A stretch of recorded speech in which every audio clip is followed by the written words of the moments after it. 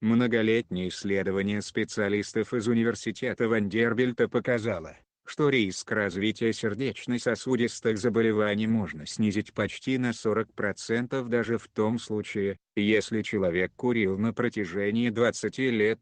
Работа ученых длилась в общей сложности с 1954 по 2014 годы и затронула почти 9000 человек. В результате наблюдений исследователи пришли к выводу, что риск появления сердечных заболеваний можно снизить на 39% в течение 5 лет после отказа от курения.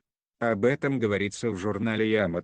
Однако даже внезапно отказавшемуся от сигарет курильщику со стажем нужно не употреблять табак на протяжении пары десятков лет, примерно до 25 лет, чтобы снизить риски заболеваний до того уровня, который наблюдается у людей, которые никогда не зависели от этой вредной привычки. Подписывайтесь на канал, ставим лайки.